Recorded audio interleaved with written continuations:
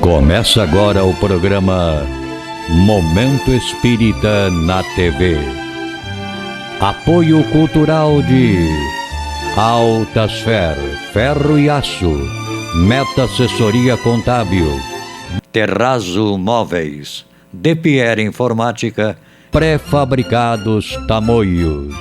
Olá, amigos. Estamos iniciando mais um programa Momento Espírita, que é uma realização da US Intermunicipal de Tupã, em parceria com a TV da Federação Espírita Brasileira e o Grupo Ágape de Teatro. Este programa tem por objetivo esclarecer que o Espiritismo é o Consolador prometido por Jesus, o qual nos ensina de onde viemos, para onde vamos e por que estamos aqui na Terra. Neste programa, apresentaremos a primeira parte de uma entrevista feita pelo expositor espírita Orson Peter Carrara com o escritor tupaense Ricardo Orestes Forne sobre o tema Desafios Familiares. Esta entrevista ocorreu no Centro Espírita Nosso Lar, em Matão. Escritor muito talentoso, está com mais de 20 obras publicadas e ele tem um estilo muito característico, porque ele escreve vários estilos: romances, obras de autoajuda, livros doutrinários, artigos. É articulista da Revista Internacional de Espiritismo aqui de Matão, um companheiro credenciado. Muitos dos seus livros foram distribuídos aqui no Clube do Livro da Comunidade Espírita Caibachute, livros com conteúdo que comovem pelo seu estilo muito particular de escrever, a sua facilidade em escrever e falar com propriedade sobre a grandeza do Espiritismo. Então é com muita honra, com muita alegria que nós recebemos o casal aqui, a Débora e Orestes Forne, que está conosco para conversarmos sobre desafios familiares. Doutor Orestes, por favor, seja bem-vindo. Esperamos que a nossa noite seja bastante produtiva. Gostaria de fazer alguma saudação inicial, fique muito à vontade. Que a paz do Mestre Jesus, o amigo incondicional das nossas vidas, esteja presente no coração dos espíritos encarnados e desencarnados aqui presentes. Eu, quando desencarnar, eu vou deixar nomeado aqui na Terra, como meu advogado de defesa, o Orson. Por aquilo que ele falou de mim, devo entrar numa região espiritual muito boa. Se for verdade, evidentemente. É um prazer muito grande estar na terra do Bandeirantes do Espiritismo, Sr. Caibar Schutel, com vocês, os amigos atuais, e agradeço profundamente pela oportunidade imerecida de estar juntos nesta noite. Muita paz. Este programa vai se desenvolver em duas etapas. Nós vamos fazer perguntas ao nosso amigo Orestes. Permita-me chamá-lo de amigo Orestes. Por favor. E essa entrevista continua amanhã. Uma parte dela vai ser feita hoje, outra parte vai ser feita amanhã. Então, nós queremos estimulá-los a também estarem conosco amanhã, porque o assunto não se esgota, é um assunto muito amplo, desafios familiares. Meu amigo Orestes, em linhas gerais, a família, o assunto é desafio familiar, é formado pela junção de espíritos que reencarnam e se encontram aqui no núcleo familiar. Em linhas gerais, como é feito um planejamento de reencarnação para formar uma família? Quais os critérios, orientações levados em conta? E até que ponto o espírito tem liberdade de fazer escolha do que quer viver? Quando Dona Otília Gonçalves, uma grande servidora da Mansão do Caminho, desencarnou subitamente, e depois lendo um livro que ela transmitiu a Divaldo, intitulado Além da Morte, eu fiquei curioso com o fato, porque Dona Otília não teve um despreendimento muito rápido do veículo físico. Ela foi levada até a praia e lá ela foi tratada para poder haver a desvinculação do perispírito do corpo que havia perdido a vida. Como nós sabemos, quando nós reencarnamos, esta união do perispírito com o corpo é feita molécula a molécula, de tal maneira que o retorno se aceita e se entende que também há que ser desenvolvido molécula a molécula para restituir o espírito livre ao plano espiritual.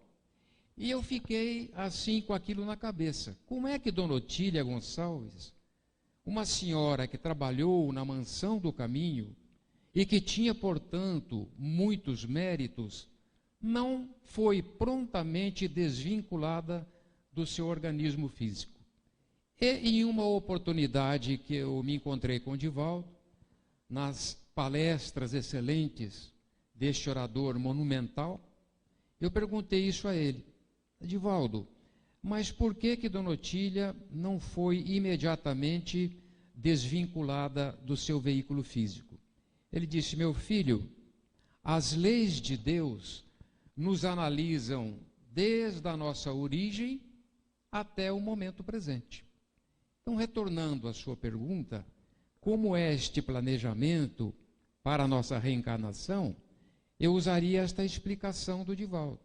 As leis de Deus fazem uma análise de todas as nossas existências, de todas as nossas necessidades, para programar sempre o melhor para cada um de nós. Evidentemente que este melhor perante as leis de Deus não é o melhor que nós julgamos aqui na Terra. Por que não é o melhor? Porque nós não queremos ter problemas.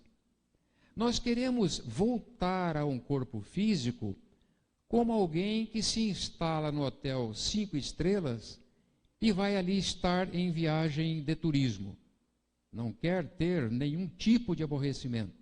Só que as leis promovem a nossa vinda exatamente para que o nosso crescimento ocorra. Porque o veículo físico, mesmo que nos dê um abrigo muito rico, muito protegido, muito cheio de dinheiro, muito cheio de fama, muito pleno de prazeres, ele tem um início e tem um fim. Fatalmente nós retornaremos. Entendendo isto, a lei de Deus faz o quê? Dá preferência às necessidades do ser imortal. Por isso que há este choque de entendimento. Nós olhamos no espelho e achamos que somos aquilo que vemos no espelho, esquecendo-nos que somos espíritos imortais, que temporariamente está instalado num corpo físico, que é o seu instrumento de trabalho, para que ele possa crescer utilizando corretamente desse instrumento. Então a programação é feita analisando-nos desde o início até o momento daquela reencarnação que se faz por misericórdia da providência divina. E considerando, Orestes, que o projeto reencarnatório é um projeto educativo para o espírito, e ainda considerando a proposta espírita, como fazer essa conexão entre a proposta espírita, a família e a educação?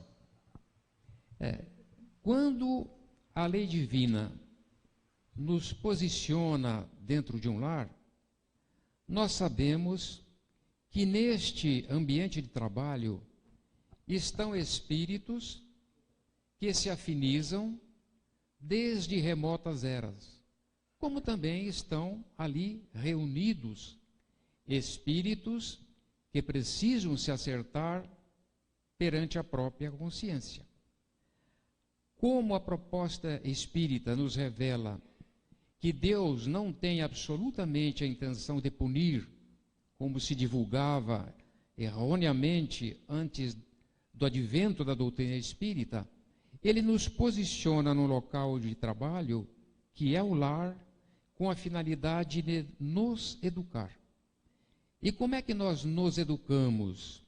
Amparando-nos com os espíritos que ali nós temos afinidade e tendo a devida dose de paciência, de coragem, de renúncia, de despreendimento ao lado daqueles espíritos aos quais nós devemos, para que desta forma possamos realizar o trabalho que a providência divina espera de cada um de nós na reencarnação que ela nos proporciona aqui na Terra. O que dizer da proposta de evangelização de bebês em franco andamento nos dias atuais do movimento espírita? Eu acho isso simplesmente maravilhoso. Eu fico pensando, sabe, Orson, que a evangelização deveria se iniciar desde o momento em que a mulher engravida, dentro do lar, realizando o culto do evangelho no lar. Já imaginou a beleza deste espírito que está ali principiando a sua vinculação a um novo organismo físico, poder receber as vibrações daquele lar onde se realiza o evangelho, que atrai para dentro do lar a harmonia do universo, o socorro dos espíritos amigos, a compreensão das leis divinas. Então, esta evangelização dos bebês, eu até diria que deveria começar desde o instante em que a mulher é engravida, desde o instante em que existe o compromisso daquele espírito com o veículo físico que está sendo gerado dentro da sua mãe. Então isso nos leva a pensar numa perfeita conexão entre a educação propriamente dita e a evangelização infantil, tão praticada nas instituições. Podemos afirmar assim? Há uma conexão perfeita aí. Sim. Na evangelização infantil, Orson, lá em Tupã, nós temos o hábito de enfatizar que não só a criança deve ser evangelizada, os pais também. Porque, infelizmente, muitos pais levam a criança até a porta do centro espírita e ali deixam e se retornam ao lar, como se fosse mais ou menos o seguinte aspecto: bom, eu vou deixar meu filho aqui esta hora em que ele vai ficar sob os cuidados de outras pessoas. Alguém vai cuidar dele, né? Exato, e eu vou voltar ao meu lar. Mas aí é que está o erro. Porque a criança que vai ser evangelizada, ela aprende, por exemplo, que não deve mentir. Só que chega no lar, o telefone toca e o pai ou a mãe diz assim: se for para mim, fala que eu não estou. A criança percebe o quê? A mentira que o pai ou a mãe estão colocando, porque a criança está vendo ali o pai e a mãe. Se ela aprende no centro que não deve mentir, e se em casa há um comportamento oposto a este, a criança vai optar pelo quê? Pelo local onde ela permanece a maior tempo do seu dia. E é exatamente esse tempo junto aos pais e dentro do seu lar. Então, a evangelização dos pais também é necessária, para que o pai evangelizado possa continuar dentro de casa evangelizando. Se nós formos fazer uma análise, nós percebemos este buraco, este abismo que existe entre a criança frequentar a evangelização e o pai deixá-la como se entregasse ao cuidado de alguém e partir de retorno ao lar, para aproveitar alguns minutos ou alguma hora a mais de descanso na cama, que mais tarde lhe custará sérios problemas. Isso sugere que a instituição se prepare para também receber os pais, né? No mesmo horário das crianças. Sim, e nós temos isto lá no centro Allan Kardec. Nós abrimos um grupo de estudos para os pais. Enquanto os filhos estão nas classes proporcionais às suas idades, nós temos uma reunião com os pais, onde nós discutimos temas variados da doutrina espírita, dando liberdade aos pais para que perguntem o que quiserem de dúvida sobre a doutrina, além de eleger um livro que fala sobre família, que fala sobre o lar, para discutirmos os problemas que nós todos enfrentamos dentro de um lar. Bom, isso nos leva a entender a importância da educação e de que forma isso vai refletir no futuro adulto, no homem e mulher de amanhã, porque agora crianças vindo para a evangelização do centro, que oferece o conhecimento do evangelho, inclusive para os pais também, mas essa criança vai crescer, vai se tornar adulto. Qual a importância disso? Qual o reflexo? Infelizmente, nós vemos tantos jovens bem-sucedidos na vida, excelentes profissionais, que conquistam altas elevações nas suas profissões, nos exercícios daquilo para o qual se formou, e que não sabe fazer uma oração do Pai Nosso, que não sabe, na hora que o mundo lhe ofereça os problemas que o dinheiro não resolve, que a fama não resolve, que a posição social de importância não resolve, não sabe buscar o auxílio, o socorro da espiritualidade. Para aquele jovem que não frequentou alguma evangelização, parece que o mundo acaba diante do muro com os problemas insolúveis que eles enfrentam.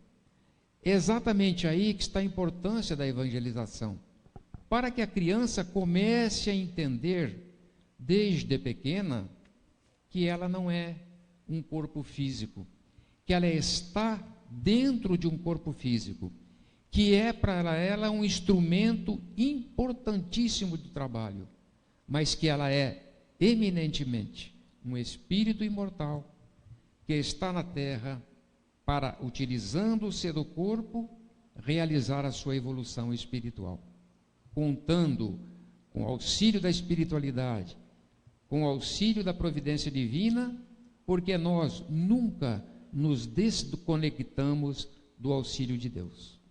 Doutor Orestes, como pais, muitas vezes nós somos, entre aspas, tentados a deixar a evangelização infantil em segundo plano, dando prioridade para outros compromissos que possam surgir no horário destinado para essa prática. Como que os pais vão driblar esses chamados que surgem do dia a dia, que deixam a evangelização infantil em plano secundário?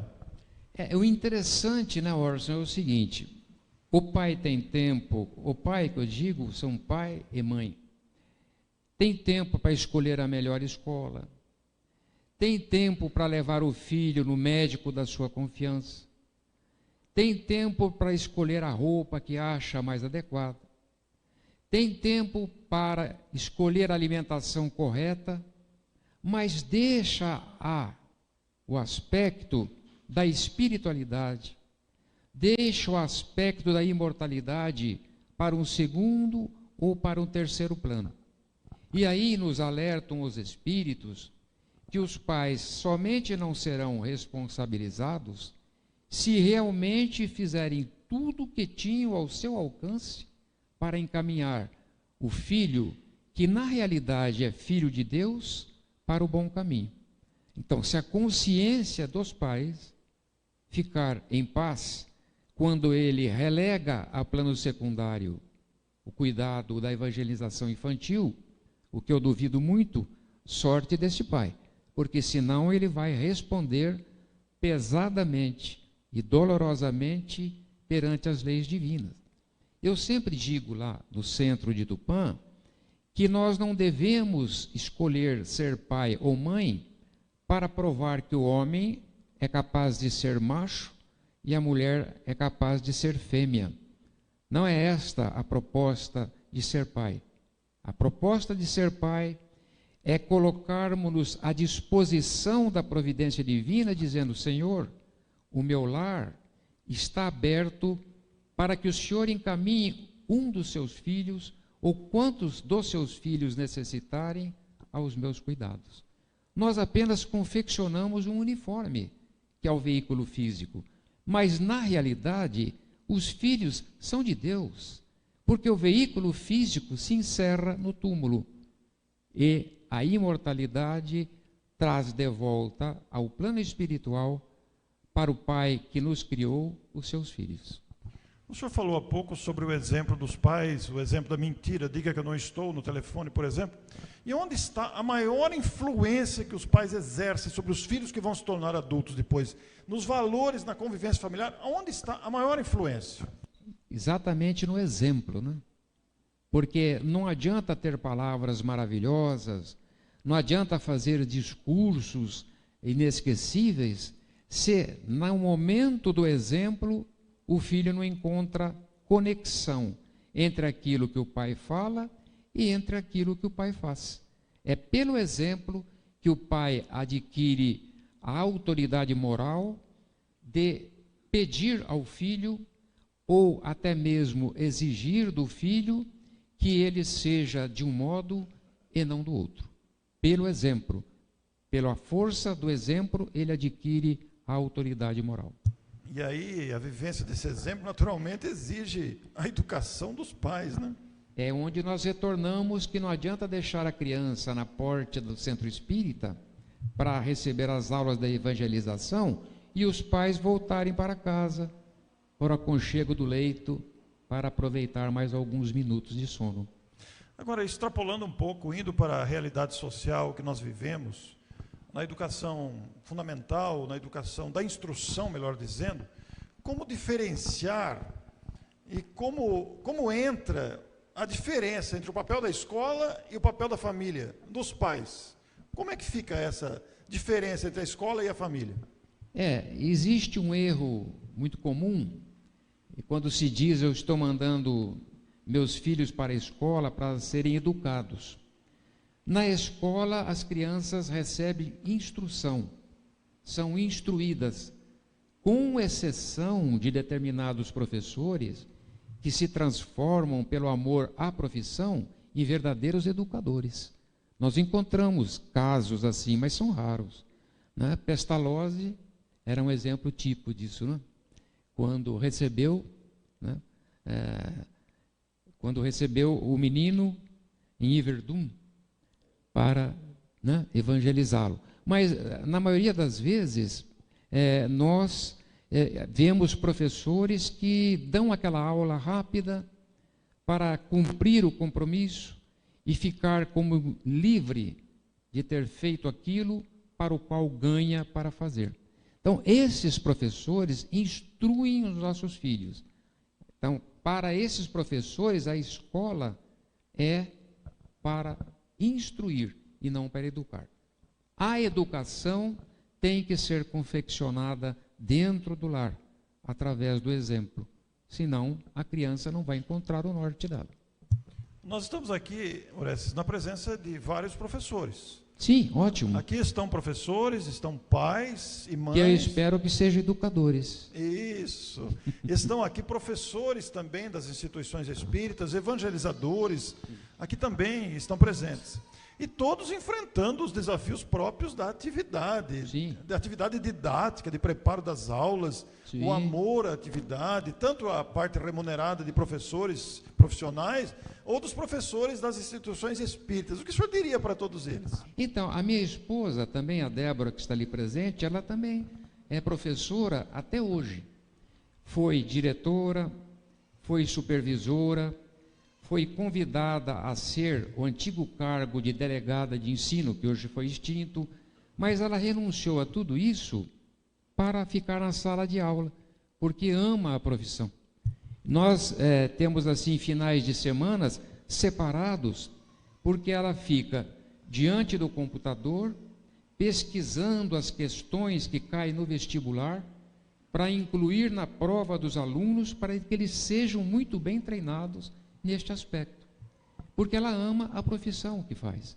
Então, eu diria aos professores que vejam diante de si um irmão em humanidade, que vejam diante de si um filho de Deus, que ela pode contribuir, mesmo não sendo pai e mãe, para melhorar este filho de Deus e retorná-lo aos braços do Criador de uma forma melhor. Eu vejo assim, que sejam educadores, como dizia Rubem Alves, né? Um grande escritor brasileiro, um homem de uma inteligência invejável. Ele dizia que existiam professores e educadores. É exatamente o educador, é aquele que extrapola a função de apenas dar aula, que passa a ver no aluno o ser global, o ser holístico, o ser necessitado de instrução e o espírito necessitado de ser orientado, que não seria também um meio de educá-lo. É um verdadeiro sacerdócio esse, né, Orestes? É um sacerdócio. Em toda profissão, aliás, né, Orson? Aliás, em toda profissão. Onde não haver o sacerdócio, não será completa. Será feita por partes, por pedaços, né? Vejam que magnífico, né? O que estamos vivendo hoje aqui. Esta troca de ideias com perguntas e respostas compactas, mas de grande amplitude. E, Orestes, nós temos, por outro lado, nos desafios da convivência entre pais e filhos, no interior da vida familiar mesmo, a velha questão do ter e do ser. O que você diria sobre isso para todos nós, diante dos apelos do mundo que aí estão? Pois é, né? Aquela velha frase, eu quero dar para os meus filhos tudo o que eu não tive. Essa frase é uma frase muito perigosa, porque quando nós mentalizamos, eu quero dar para os meus filhos aquilo que não tive, geralmente nós focamos coisas materiais. Eu tive dificuldade de estudar porque não tinha sapatos, porque não tinha um uniforme adequado, porque não tinha como levar um lanche apetitoso, porque tinha que ir a pé para a escola. Não é? E as coisas não podem se passar desta maneira. Nós temos que dar para os nossos filhos aquilo que nós não tivemos, também e principalmente em termos espirituais. Não adianta nós criarmos um ser físico de sucesso, se dentro daquele ser físico de sucesso habitar temporariamente um espírito que fracassa na proposta da qual ele veio através da reencarnação. Magnífico, magnífico. Por outro lado, Orestes, nós vivemos um império do materialismo nos dias atuais. Como é que os pais, as famílias superam esse desafio desse império do materialismo? Realmente, né, para onde nós nos voltarmos, existe o apelo, né, dos bens materiais, do gozo das sensações físicas, do sexo em desequilíbrio, do poder, da conquista de ser o maior, de ser o melhor em qualquer aspecto. E nós precisamos ter, através de uma visão diferente dos pais, que é a conexão com a nossa realidade, que é de ser humano que fisicamente teve um princípio e fisicamente terá um fim. Então, este ser que viaja pelo corpo, ele tem que continuar viajando em condições de ser vencedor. Se nós esquecermos e fizermos aquela confusão que eu disse no início, olhando no espelho de manhã, ao lavar o rosto, ao pentear os cabelos, quem tem, evidentemente, eu já não tenho muito mais esse problema, e acharmos que nós somos aquilo que o espelho mostra, nós não atentaremos para o princípio imortal que somos, que está temporariamente dentro do uniforme na Terra e que precisa crescer espiritualmente, porque é isso que vai sobreviver àquilo que nós enxergamos. Muito bem. E a questão da autoridade moral dos pais na condução da vida dos filhos, em todos os sentidos? Como é que fica isso? Porque nem todos os pais têm autoridade moral. Se vermos um pai com vícios, como é que ele faz? Os filhos, como é que vivem isso? Como ficamos? Pois é, às vezes os espíritos dos filhos são até mesmo mais evoluídos do que dos pais. Existem filhos que são espíritos reencarnados que vieram até mesmo para apontar aos pais o caminho mais correto. Não é porque é pai que sabe mais, que viveu mais, que é mais perfeito. Não, nós podemos encontrar filhos que são verdadeiros exemplos para esses pais, né? E é difícil quando o filho encontra pela frente um pai que não tem a autoridade moral, que não exemplifica o bem, ser conduzido ao apelo do caminho maior da vida. Vai ser difícil, porque ele enxerga no pai falando uma coisa e vê o pai fazendo outra. É preciso, então, que este pai caia na realidade, sintonize com a realidade que ele é um espírito imortal, do porquê estamos aqui, de que não ficaremos aqui, de que iremos partir e responderemos por aquilo que fizermos dos filhos de Deus que vieram até as nossas mãos. Nós precisamos, principalmente os pais espíritas, acordar para esta realidade. Os filhos não são nossos, são nossos irmãos, que nós um dia aceitamos receber como filhos de Deus em nossa casa para conduzi-los para um caminho melhor. E esse responderemos, citado na sua resposta, como é que é? É arrependimento, é aflição, é lágrima, é nova reencarnação? Como é que se dá essa resposta ao fracasso, entre aspas, na condução de um filho? Ao retornar ao plano espiritual, nós vamos ter a oportunidade, queiramos ou não, de fazermos uma análise de tudo aquilo que fizemos na existência que deixamos, auxiliados pela espiritualidade amiga. E aí nós iremos identificar ponto a ponto de onde nós tropeçamos, daquilo que nós deixamos de fazer e poderíamos ter feito, daquilo que não deveríamos ter feito e fizemos.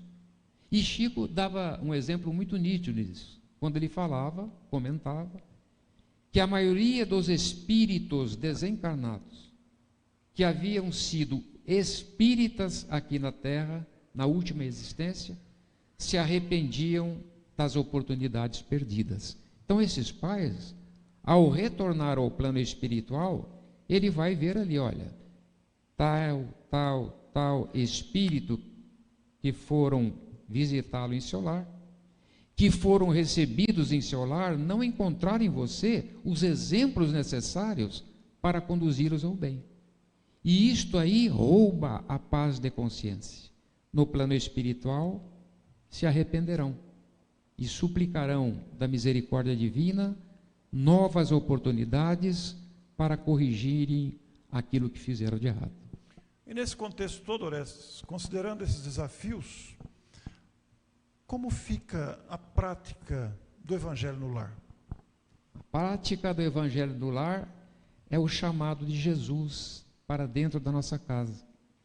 Ele se iniciou exatamente na casa de Pedro, às margens do lago de Genezaré, quando Jesus reuniu os seus companheiros e ali ele começou a falar sobre as coisas do reino de Deus.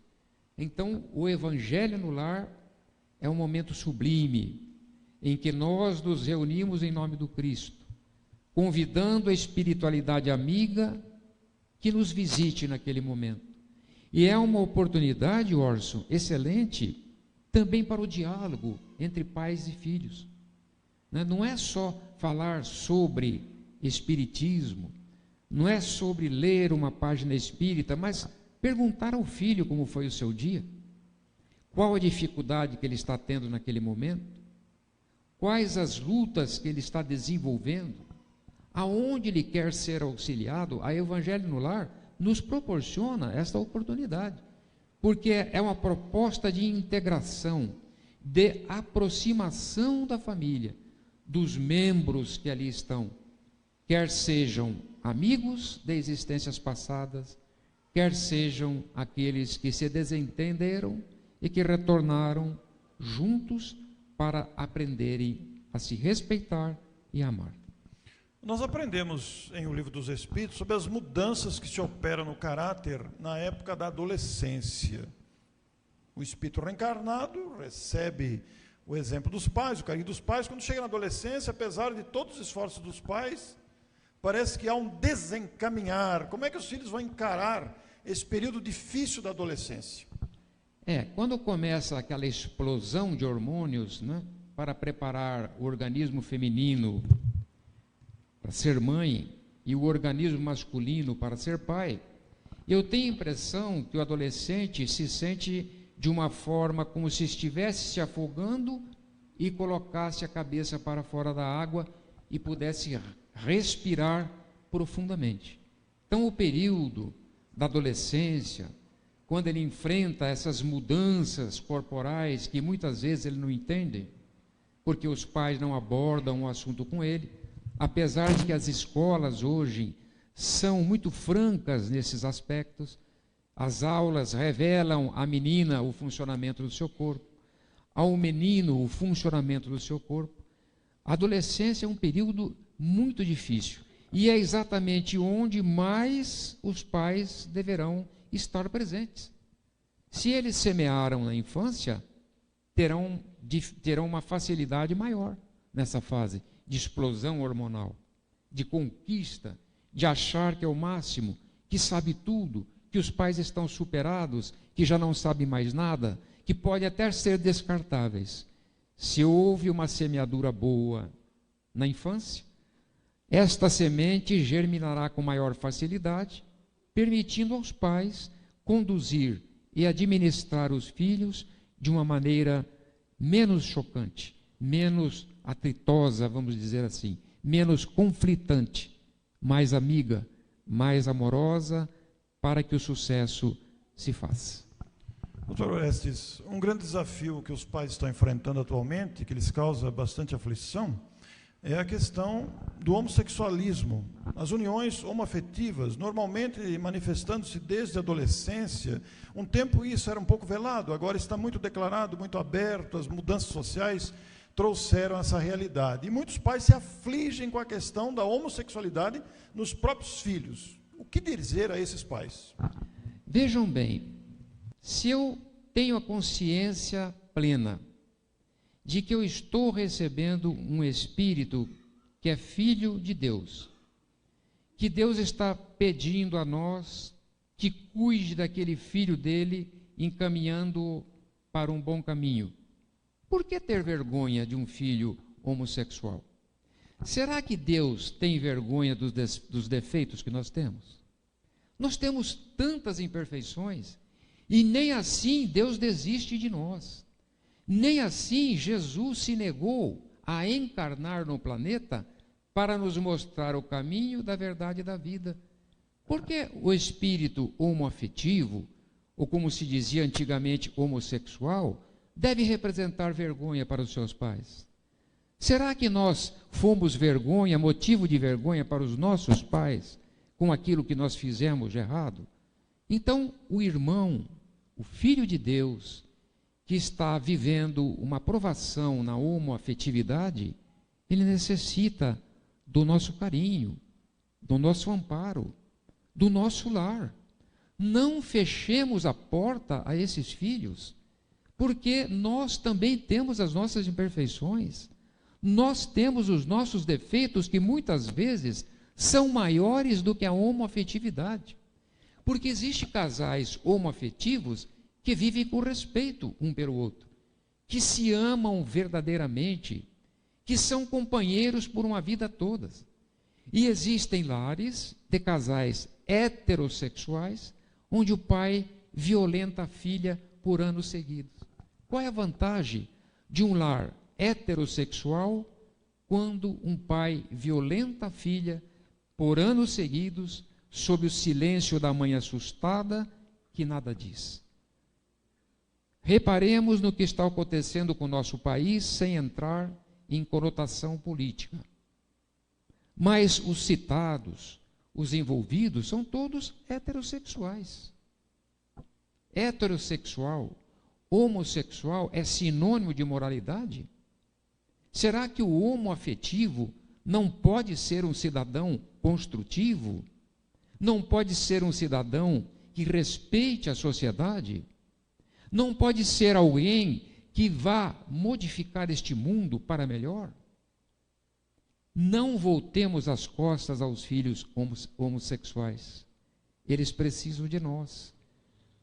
Que imperfeições carregamos nas almas, que nós não mostramos, mas que a consciência acusa, e nem por isso Jesus voltou as costas para nós.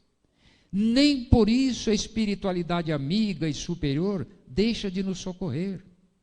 Quando nós pedimos alguma coisa ao Dr. Bezerra de Menezes, sabe lá o que ele não enxerga em cada um de nós. Sabe lá. Se ele às vezes nem não se assusta com aquilo que ele vê naquele que está pedindo socorro, mas ele auxilia. Porque este é o princípio da fraternidade, da caridade. Este é o sentido do amor que deve imperar no universo. Amor é isso, gente. Se nós voltamos as costas para um filho homoafetivo, se dizemos a este filho, daqui para fora, porque aqui você não vive, você é a causa da minha vergonha, o que poderá dizer Deus? O que poderá dizer Jesus? O que poderão dizer os espíritos superiores de cada um de nós?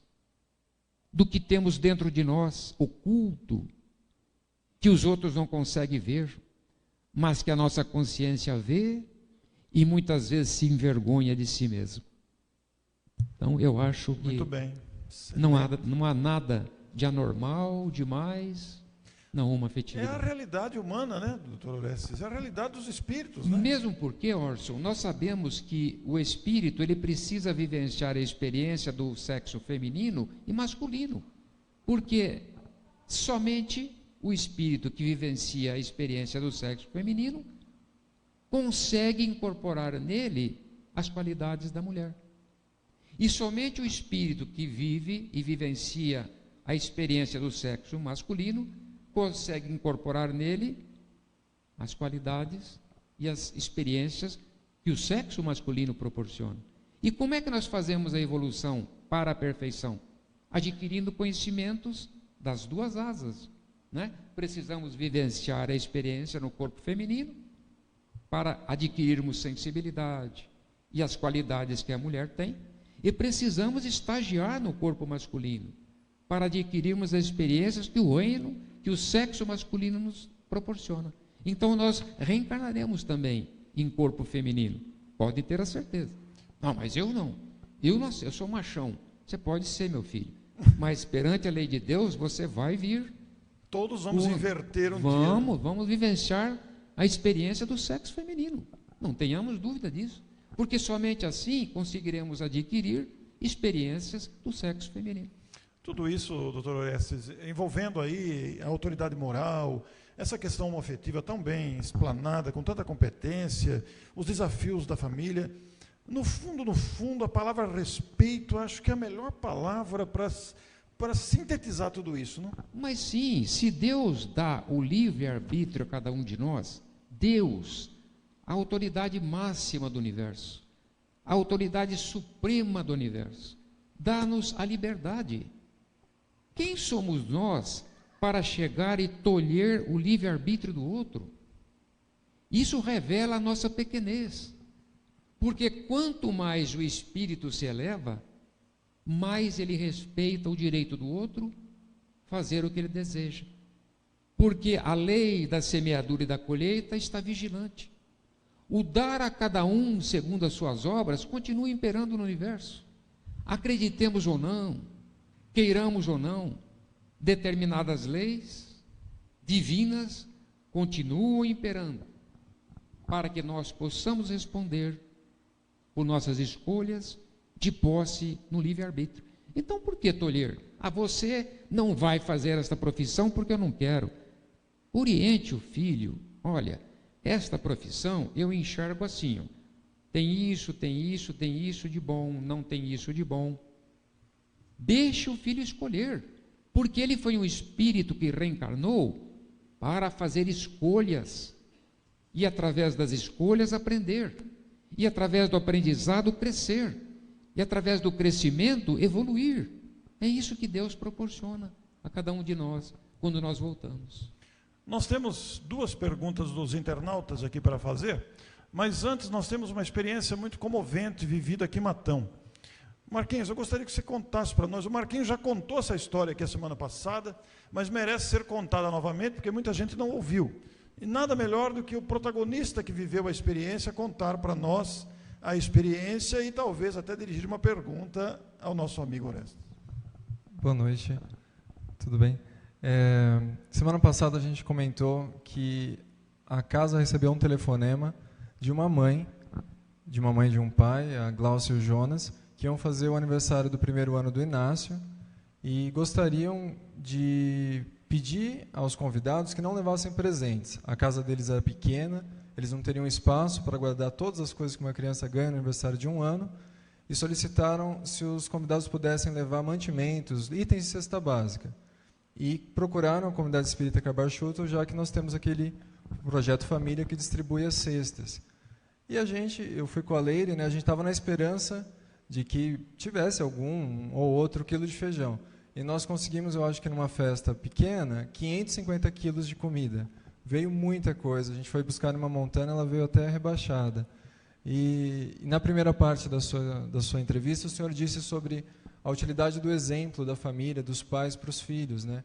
Exato. E se o senhor pudesse comentar essa experiência, né? A gente está registrando também pela internet, que essas festas solidárias possam ser muito copiadas por todos nós, né? Que a gente não precisa ser rico nem famoso para promover o bem.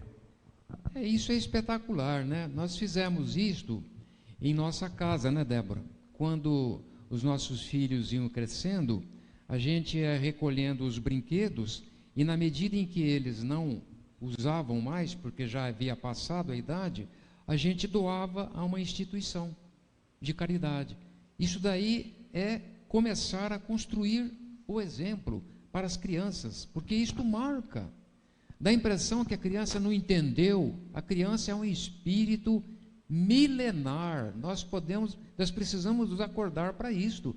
Ah, que gracinha, ele parece com o pai. Ah, que gracinha, mas é a cara do avô. Mas que belezinha, olha, ele é birrento que nem a avó. Gente, é um espírito milenar. Não é aquela senhora lá fora, por exemplo, com aquela criancinha de colo. Ali está habitando um espírito milenar, que precisa receber a boa semente, através do exemplo, que é a força maior, para que aquele espírito, ao crescer, fecunde dentro dele a semente recebida e passe a dar os frutos que nós todos queremos da sociedade, né?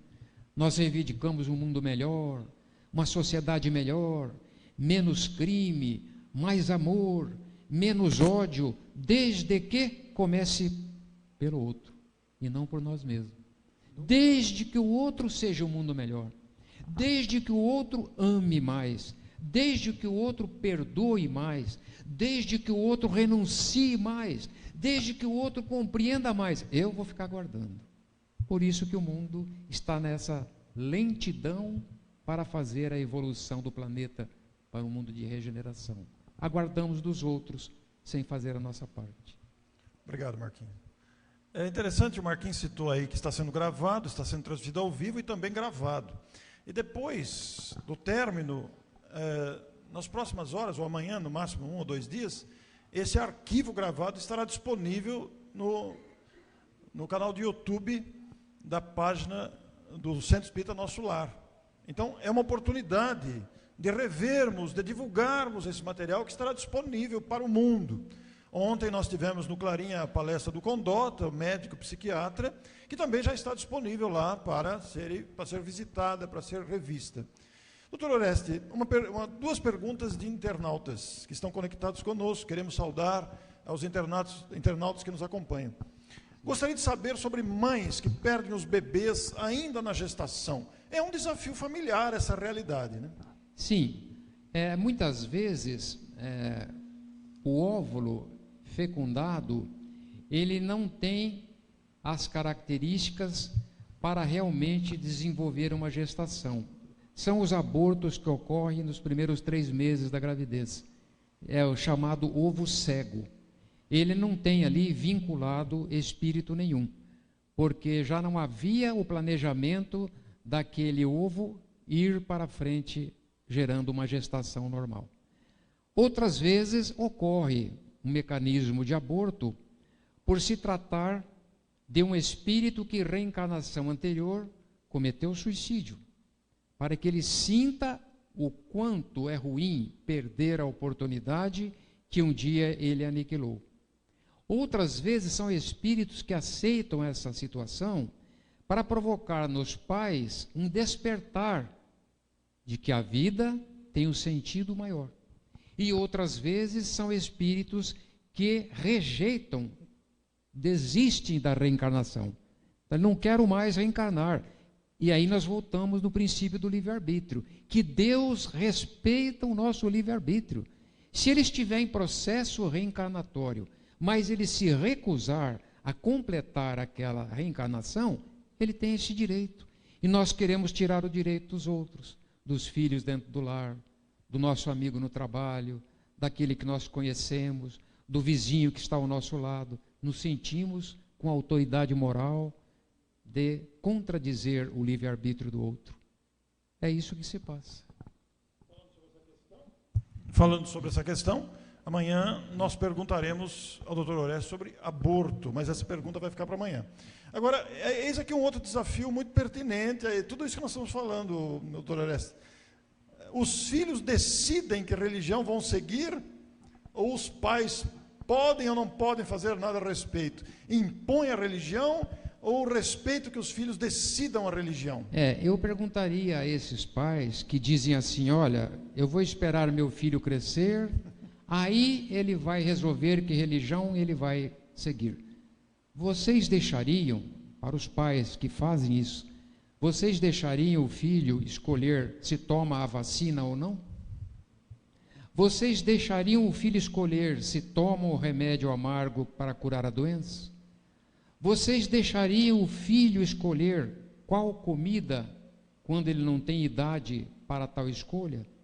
Vocês aceitariam que o filho escolhesse a pior escola para o aprendizado que ele necessita?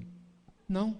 Então, por que gerar esta ideia que está ocultando o comodismo de não ter que empenhar-se junto à criança para conduzi-la a alguma religião?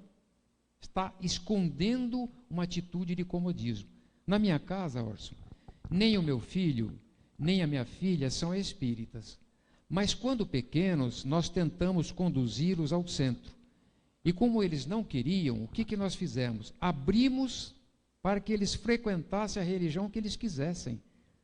Fomos com eles na religião católica, frequentamos a religião evangélica, porque demos o direito de escolha, mas precisavam ter uma religião, fosse ela qual fosse, não é? Nós não podemos impor, não, você tem que ser espírita, mas que precisa ter este aprendizado, não é nem religião, é religiosidade. Diferente, é né? Religiosidade, não é nem religião, porque religião é uma estampa, é uma coisa estática, mas a religiosidade é dinâmica, ela é produtiva, ela é companheira do bem. Então, é preciso nós colocarmos em nossos filhos a religiosidade, através de alguma forma, e dizer, não, eu vou deixar para mais tarde seu filho pode estar nas mãos de um traficante.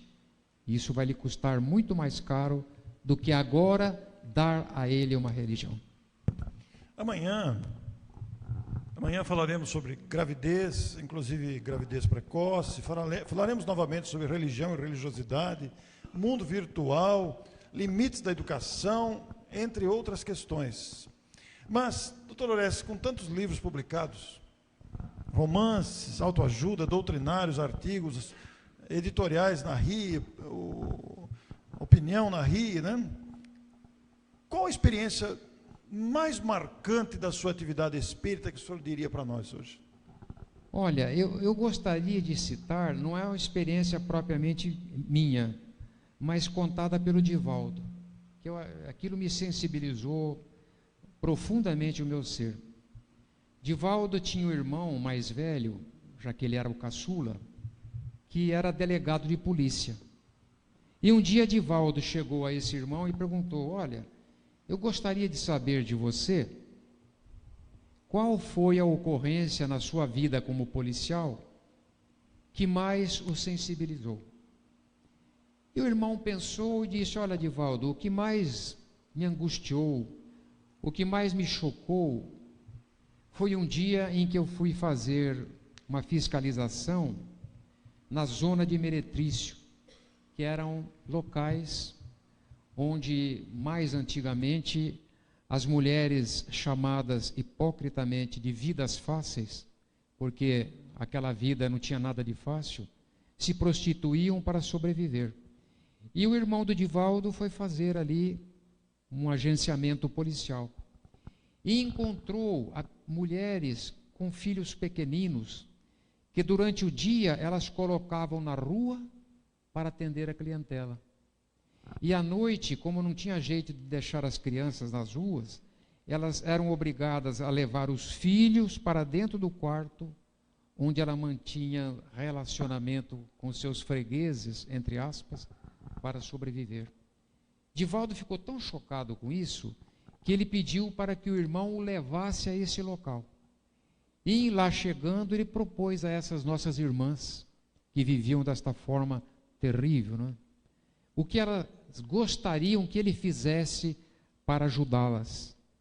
E essas mulheres infelizes pediram a Divaldo que tirasse os filhos dela daquele local, porque elas eram obrigadas a ameaçar as crianças durante a noite, enquanto mantinham relação sexual com os seus fregueses, porque a criança chorava para ver aquela cena dantesca da mãe se engalfinhando com o homem sem compreender porquê. E Divaldo conduziu essas crianças para a mansão do caminho. E uma delas se propôs a ser servidora na mansão do caminho. Então, esta experiência que o Divaldo narra me calou profundamente na alma, né? Nós reclamamos tanto do nosso lar, né? Ah, este pai é tão chato, esta mulher é isto, este marido é aquilo, os meus filhos são desse jeito, me dão dor de cabeça e me tiram o sossego e não me dão a paz. Já imaginaram reencarnar numa situação dessa? Dessas crianças que assistiam à noite, dentro de um quarto, a mãe se prostituindo para sobreviver? Aproveitemos o lar de paz que nós temos. Aproveitemos o local santo onde a providência divina nos colocou para crescermos. Porque se nós desonrarmos o que temos hoje, poderemos ter surpresas desagradáveis no dia de amanhã. Nós trouxemos um dos livros do Dr. Orestes. Ele publicou vários livros. Temos aqui, antes de falar dos livros, 26.794 pessoas alcançadas, 5.500 visualizações, 328 pessoas curtiram. Nós vamos sortear um livro, mas antes eu gostaria de dizer do livro que trouxemos, do Dr. Orestes, As Propostas do Amor. Este livro conta a experiência de um perseguidor espiritual, né, que Sim. ficou contrariado porque o centro estava amparando a sua vítima. Isso. E a partir daí, ele passou a perseguir os médiuns do centro para desestabilizar o grupo mediúnico e a instituição. Como é que surgiu essa história, doutor Orestes? Como eu te expliquei, Orson, eu não busco os assuntos me procuram. Todos esses artigos que estão publicados e que têm meu nome embaixo, eu não sei de quem são. Meus não são, porque eles me chegam formatados. O assunto me chega pronto na cabeça. Eu só tenho o trabalho de ir no computador, passar e enviar para a RI, para a revista eletrônica O Consolador, para o Clarim, para a revista o Jornal Imortal de Cambé. Eu não sei como veio. É uma história linda, comovente, né? As Propostas do Amor. Nós temos aí 10 exemplares, da lavra dos mais de 20 livros dele. Temos só esse título aqui hoje, mas trouxemos esse, para que as pessoas tenham oportunidade de, os que quiserem, já pegaram com autógrafo. Agora, quando abrirem a Revista Internacional do Espiritismo e nas livrarias se depararem com Ricardo Orestes Forni, é esse amigo querido que veio para Matão hoje. É uma alegria recebê-lo aqui. E a nossa entrevista continua amanhã, no nosso lar, às 9 horas. Lá também distribuiremos o jornal. As pessoas que já pegaram o jornal hoje, ao entrarem no nosso lar e receber a oferta do jornal, falam, já peguei ontem, porque assim sobra para os demais que não receberam e que estarão conosco amanhã.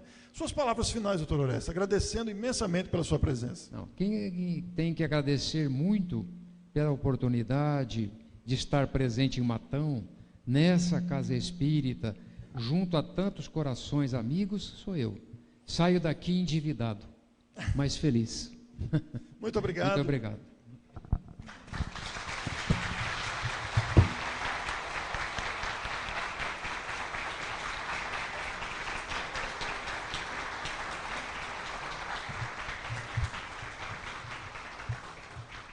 E nós vamos sortear hoje 2 exemplares do notável livro Boa Nova, número 35.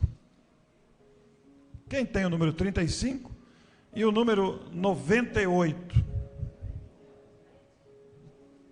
35 e 98. Ganhou uma pérola literária. 98 não saiu? 98 não saiu.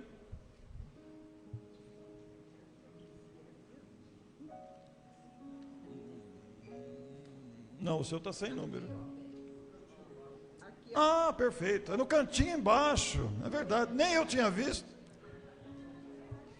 98, está no cantinho. Não saiu? Mais um número então, Marquinhos. 47. 47. Ganhou, Edmilson. Está lá com o Marcos. Agradecemos imensamente a presença de todos. Queremos convidá-los para amanhã cedo continuarmos com essa oportunidade tão valiosa. O nosso pensamento se volta a Deus, a Jesus, ao Mestre de nossas vidas, aos benfeitores espirituais, imensamente agradecidos por esse instante. Que Jesus nos cubra de bênçãos e possamos sair daqui com alegria imensa no coração e muita gratidão. Que assim seja. As pessoas que desejarem receber o Apoio cultural de Altasfer, ferro e aço, a mais completa linha de materiais para serralheria, ferro para construção, estruturas metálicas, bobinas galvanizadas e caixas para portões basculantes. Altasfer, ferro e aço. Avenida Tabajaras 1695, telefone 3496-1110. A Meta Assessoria Contábil é um escritório de contabilidade com foco na sua empresa, com uma equipe especializada. Prestamos serviços de contabilidade, escrita fiscal, departamento pessoal, abertura de firmas, imposto de renda e demais assuntos fiscais e tributários.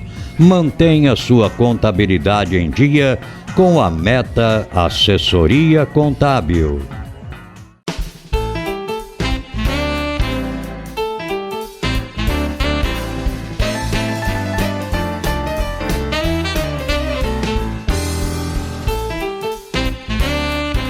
Na loja virtual Terrazo Móveis, você encontra os melhores móveis em fibra para a sua área externa, de sofás, mesas, varandas e até áreas de piscinas. Projetamos o seu móvel à sua escolha, na cor, modelo e tecelagem. Também vendemos ombrelones de diversos tamanhos, cores e formatos, redondo ou quadrado. Na decoração, temos almofadas e quadros para a área externa em tecidos aquablock, impermeabilizados e resinas especiais. Confira nossos preços imbatíveis. Visite nossos endereços eletrônicos. DPR Informática. Venda e assistência técnica em servidores, redes Wi-Fi, equipamentos de informática, câmeras residenciais e comerciais. Atendimento personalizado com orçamento por hora ou mensal. Também trabalhamos com cartuchos e toners originais, compatíveis e recargas. DPR Informática, 22 anos de dedicação e qualidade para você. Avenida Tamoios 1461. Telefone 3441-1277 ou WhatsApp 99799-1277.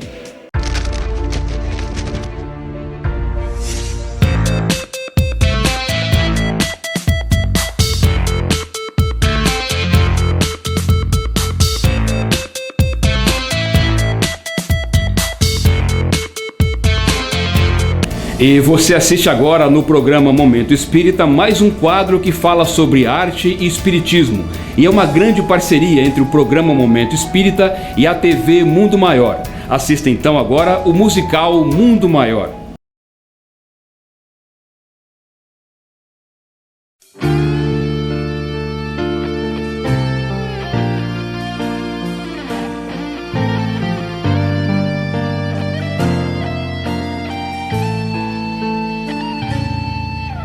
Senhor, eu sei que tu me sondas, sei também que me conheces. Se me assento ou me levanto, conheces meus pensamentos, quer deitado ou quer andando, sabes todos os meus passos, e antes que haja em mim palavras, sei que em tudo me conheces. Senhor, eu sei que tu me sondas,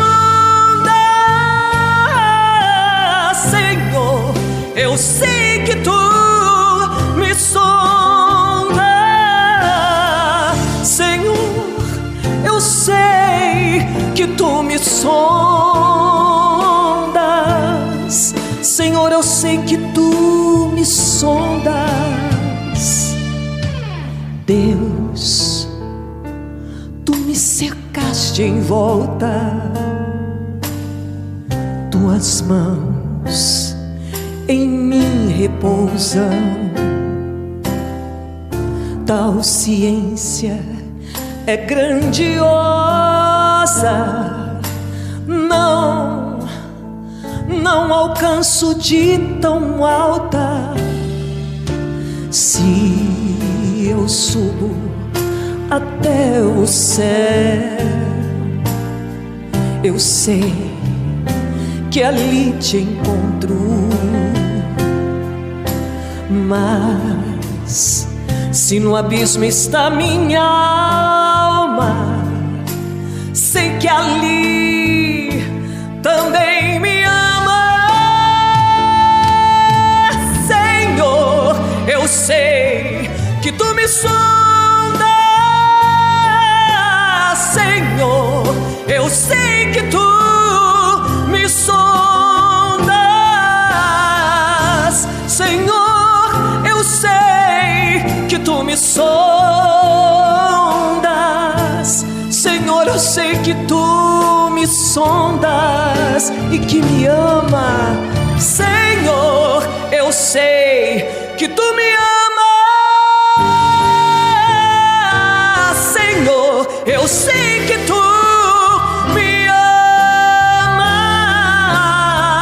Senhor, eu sei que tu me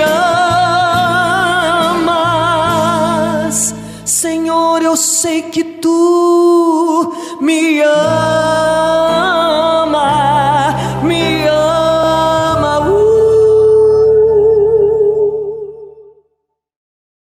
Bom, essa música, ela fala que Deus e que os benfeitores estão sempre cuidando de todos nós. Então, é um estímulo a todos nós, a certeza de que nós nunca estamos sozinhos e que a força do amor está sempre nos cercando para nos levar para cima. A letra vem através do Salmo 139, onde a certeza de que muito antes de Jesus chegar, já tinham profetas trazendo a grandiosidade de um Pai que nos ama, de um Pai que cuida de nós e de um Pai que está sempre a nos levar para o melhor caminho. Senhor, eu sei que tu me ama. Encerramos aqui o nosso programa. Gratos pela sua atenção e peço a Deus que o abençoe e o proteja, como também a toda a sua família. Receba o meu abraço carinhoso e o meu convite para estar conosco no próximo programa.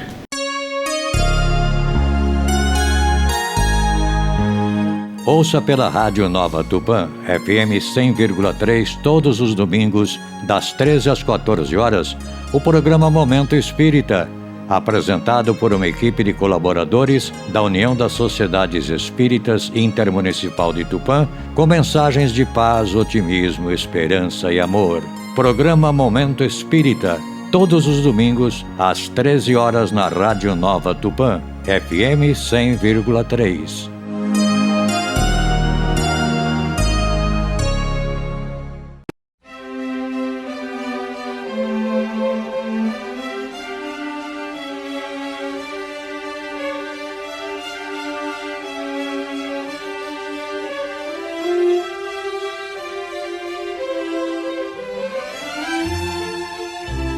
Você assistiu o programa Momento Espírita na TV. Apoio cultural de Altasfer, ferro e aço, a mais completa linha de materiais para serralheria, ferro para construção, estruturas metálicas, bobinas galvanizadas e caixas para portões basculantes. Altasfer, ferro e aço. Avenida Tabajaras 1695, telefone 3496-1110. A Meta Assessoria Contábil é um escritório de contabilidade com foco na sua empresa, com uma equipe especializada. Prestamos serviços de contabilidade, escrita fiscal, departamento pessoal, abertura de firmas, imposto de renda e demais assuntos fiscais e tributários. Mantenha sua contabilidade em dia com a Meta Assessoria Contábil.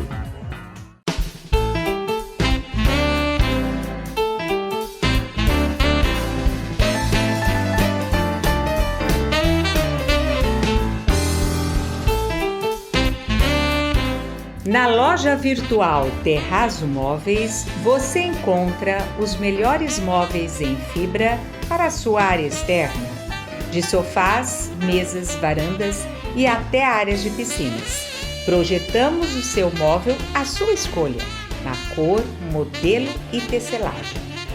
Também vendemos ombrelones de diversos tamanhos, cores e formatos, redondo ou quadrado. Na decoração, temos almofadas e quadros para a área externa em tecidos aquablock, impermeabilizados e resinas especiais. Confira nossos preços imbatíveis. Visite nossos endereços eletrônicos. DPR Informática. Venda e assistência técnica em servidores, redes Wi-Fi, equipamentos de informática, câmeras residenciais e comerciais. Atendimento personalizado com orçamento por hora ou mensal. Também trabalhamos com cartuchos e toners originais, compatíveis e recargas. DPR Informática, 22 anos de dedicação e qualidade para você. Avenida Tamoios 1461, telefone 3441-1277 ou WhatsApp 99799-1277.